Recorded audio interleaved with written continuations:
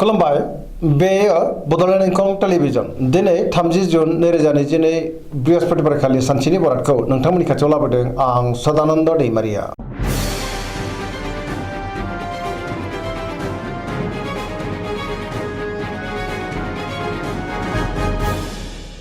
सिगां फरायनो लादों मेष राशि गिबि हांखो अ ल।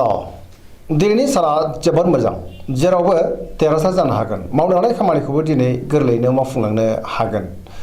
गोसोखौ जोबोर गोजोननाय मोनगोन। देहाया मोजाङै थागोन। बहानिफ्रायबा दिनै मोजां खौरां फैनोबो हागौ। रांखावरियाव जोबोर मोजां होनजायो। गोबां धोन आरजिनो हागोन। मोननो गोनांखौबो दिनै मोननो हागोन। आयाबो बांगोन।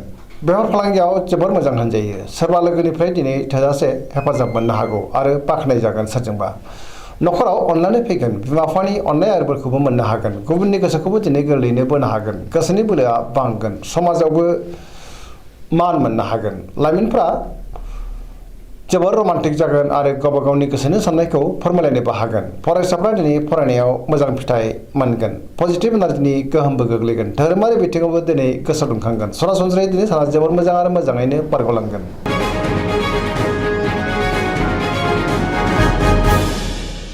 वृष राशि गिबि हांखो इ उ ब। दिनैनि साना जोबोर मोजां। मोनफ्रोमबो बिथिङावनो दिनै जाफुंसारगोन। मोजां खाबु फैनोबो हागौ। गोसोखौ दिनै जोबोर गोजोननायबो मोनगोन। गोसोनि बोलोआबो बांगोन। मावनो हानाय खामानिखौ मावफुंनो हागोन। समाजाव मान मोनगोन। रांखावरियाव दिनै जोबोर मोजां। गोबां धोन आरजिनो हागोन। बेफार फालांगियाव जोबोर मोजां मुलाम्फा मोनगोन। आयाबो बांगोन। न'खराव बिसि फिसायनि गेजेराव अनलायनाय फैगोन। बिदा फंबायजों मोजां सोमोन्दो थागोन। गुबुननि थाखाय मोजां खामानि मावनानै होनोबो हागोन। देहायाबो दिनै मोजाङै थागोन। जायखि खामानि मावा मानो मोनफ्रोमबो खामानिखौनो दिनै मोजाङैनो मावफुंलांनो हागोन। सोरबा लोगोनिफ्राय हेफाजाब मोननो हागोन। गोसोनि साननायफ्रा मोगथाङाव जाफुंगोन। पजिटिभ एनार्जिनि गोहोम गोग्लैनो हागौ।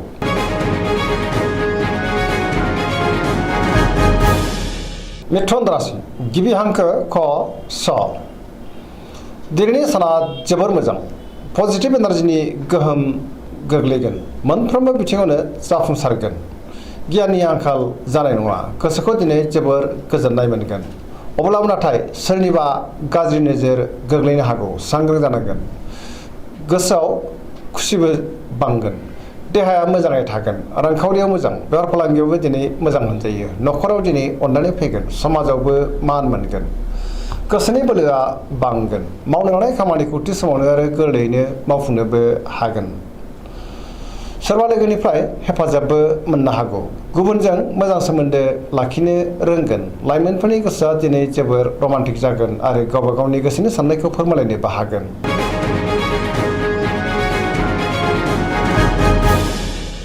कर्कट राशि गिबि हांखो ड ह।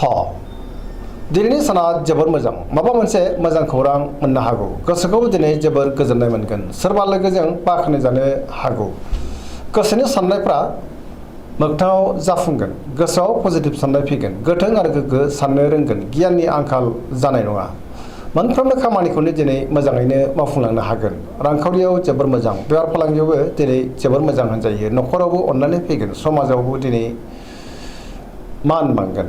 देहाया मोजाङै थागोन। गुबुननि हेफाजाबखौ मोननो हागोन। न'खराव बिमा बिफानि अननाय आरो बोरखौ मोनगोन। समाजाव बयजोंबो अनसायजागोन। फरायसाफ्रा फरायनायाव गोसो दुंखांगोन आरो मोजां फिथाइ मोननो हागोन।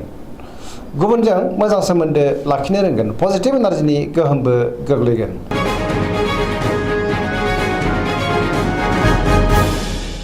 सिंह राशि गिबि हांखो म ट। दिनैनि साना जोबोर मोजां। गोसोखौ जोबोर गोजोननाय मोनगोन। गोसोआव पजिटिभ साननाय फैगोन। मावनो हानाय खामानिखौ थि समावनो मावफुंनो हागोन। सोरबा लोगोनिफ्राय मोजां खौरां मोननो हागौ। गोजोननि आंखाल जानाय नङा। बहाबा दावबायहैनो एबा हान्थिनो खाबुबो मोननो हागौ। रांखावरियाव दिनै जोबोर मोजां। अब्लाबो नाथाय खरसायाबो बांगोन। मोननो गोनां धोनखौबो दिनै मोननो हागोन। बेफार फालांगियाव जोबोर मोजां होनजायो। गोसोनि साननायखौ दिनै गुबुननो फोरमायनो हागोन। न'खराव बिसि फिसायनि गेजेराव अननानै फैगोन। बिदा फंबायजों मोजां सोमोन्दो थागोन। गुबुननि गोसोखौ दिनै गोरलैयैनो बोनो हागोन। देहायाबो दिनै मोजाङैनो थागोन। बयजोंबो गोरोबनो रोंगोन। जायखि खामानि मावा मानो मोनफ्रोमबो खामानियावनो दिनै जाफुंसारगोन। गुबुननि थाखाय गोबां मोजां खामानि मावनानै होनोबो हागोन। गोसोआ दिनै जोबोर रमान्टिक जागोन आरो गावबा गावनि गोसोनि साननायखौ लाइमोनफ्रा फोरमायलायनोबो हागोन।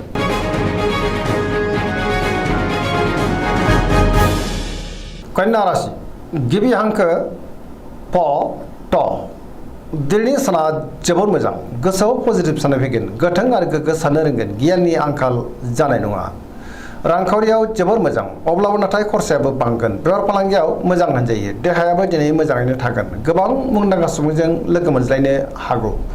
न'खराव अनलायनाय फैगोन। गोबां खामानियाव मुखुबबो थागोन। सोरजोंबा बाख्नाय जानोबो हागौ। गोसोखौ दिनै जोबोर गोजोननाय मोनगोन। पजिटिभ एनार्जिनि गोहोमबो गोग्लैगोन। लाइमोनफोरा जोबोर रमान्टिक जागोन आरो गावबा गावनि गोसोनि साननायखौ फोरमायलायनोबो हागोन।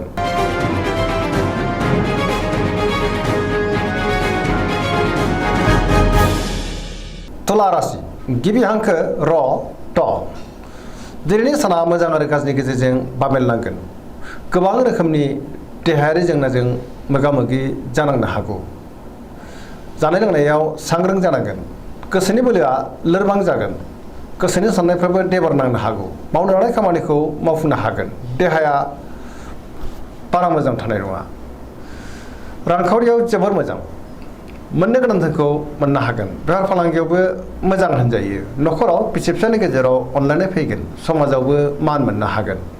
गुबुननि गोसोखौ बोनो गोब्राब जागोन। लोगोफोरनि हेफाजाबखौ नाथाय मोननो हागोन। गोदान थांखि लानो रोंनाय नङा। सेंग्रा सिख्लाफोरनि गोसोआ दिनै जोबोर उसाव बादाव जागोन। गोसोआव गोनो गोथो साननाय फैगोन। नेगेटिभ एनार्जिनि गोहोमबो गोग्लैनो हागौ। सांग्रां जानांगोन।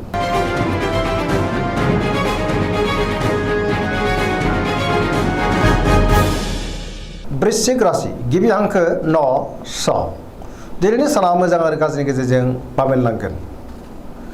नेगेटिभ एनार्जिनि गोहोम गोग्लैनो हागौ।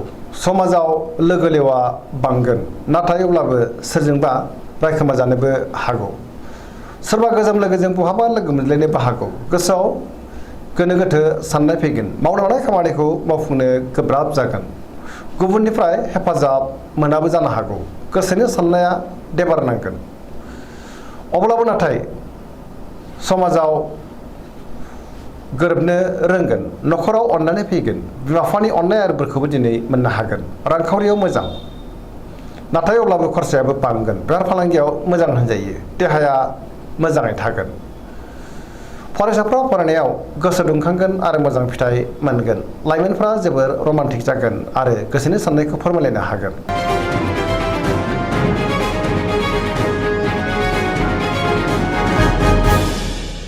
धनु राशि गिबि हांखो ढ फ भ दिनैनि साना जोबोर मोजां। गोसोखौ जोबोर गोजोननाय मोनगोन। मावनो लानाय खामानिखौ थि समावनो आरो गोरलैयैनो मावफुंनो हागोन। माबा नङा माबा मोनसे मोजां खौरां फैनोबो हागौ। गोसोनि साननायफ्रा जाफुंगोन। रांखावरियाव दिनै जोबोर मोजां। मोननो गोनां धोनखौ मोननो हागोन। बेफार फालांगियाव जोबोर मोजां मुलाम्फा मोनगोन। समाजावबो दिनै मान मोननो हागोन। बहाबा थाङोब्ला दिनै जोबोर मोजां आरो मोजाङैनो हान्थिनोबो हागोन। देहाया मोजाङैनो थागोन। न'खराव अनलायनाय फैगोन। बिदा फंबायनिफ्राय थोजासे हेफाजाबखौ मोननो हागोन। बहानिफ्रायबा मोजां खौरां फैनो हागौ। पजिटिभ एनार्जिनि गोहोमबो गोग्लैगोन। लाइमोनफोरनि गोसोआ दिनै जोबोर रमान्टिक जागोन आरो गावबा गावनि गोसोनि साननायखौ फोरमायलायनो हागोन। फरायसाफ्राबो दिनै फरायनायाव गोसो दुंखांगोन।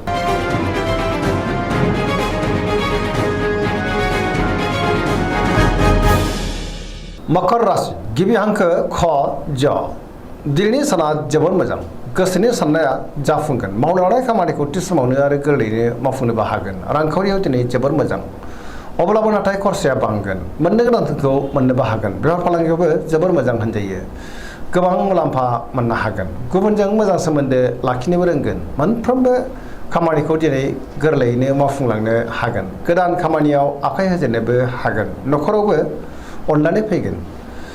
बिदा फंबायनि हेफाजाबखौबो मोननो हागोन। जेरावबो गोसो गुदुं जागोन। सेंग्रा सिख्लाफ्रा गावबा गावनि गोसोनि साननायखौ फोरमायलायनो हागोन आरो गोसोआ जोबोर रमान्टिकबो जागोन। फरायसाफ्राबो फरायनायाव मोजां फिथाइ मोननोबो हागोन।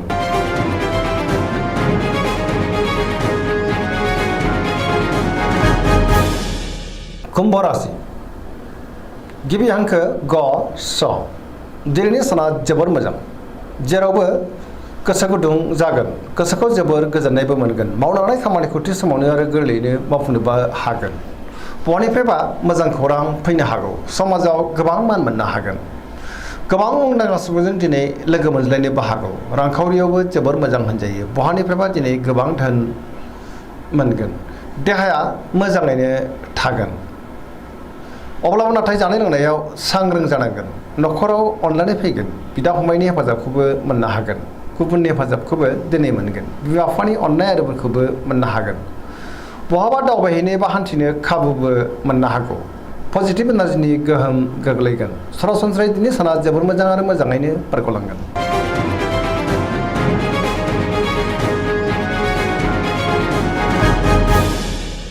मीन राशि गिबि हांखो ड स दिनैनि साना जोबोर मोजां गुबुननि थाखाय गोबां मोजां खामानि मावनानै होनो हागोन गोसोखौ जोबोर गोजोननाय मोनगोन गोसोआव पजिटिभ साननाय फैगोन गोथों आरो गोग्गो साननो रोंगोन गोसोनि बोलोआबो बांगोन गावनि गोसोनि साननायखौ दिनै गुबुननो फोरमायनोबो हागोन देहाया मोजाङै थागोन रांखावरियाव जोबोर मोजां बेफार फालांगियावबो जोबोर मोजां न'खरावबो अनलायनाय फैगोन सोरजोंबा बाख्नाय जानोबो हागौ लाइमोनफोरनि गोसोआ दिनै जोबोर रमान्टिक जागोन आरो गावबा गावनि गोसोनि साननायखौ फोरमायलायनोबो हागोन फरायसाफ्रा फरायनायाव गोसो दुंखांगोन आरो मोजां फिथाइ मोनगोन पजिटिभ एनार्जिनि गोहोमबो गोग्लैगोन जायखि खामानि मावा मानो मोनफ्रोमबो खामानिखौनो दिनै मावफुंलांनो हागोन दिनैनि राशि फरायनाया एसेनोसै जोबनायाव बेखौनो खावलायो जाहाथे नोंथांमोना सानफ्रामबो जोंनि बे बड'लेण्ड इंखं टेलिभिजनखौ नायबाय थायो आरो साबस्क्राइब खालामो लोगोसे लाइक खालामो आरो शेयार खालामो एसेनोसै गोजोन्थों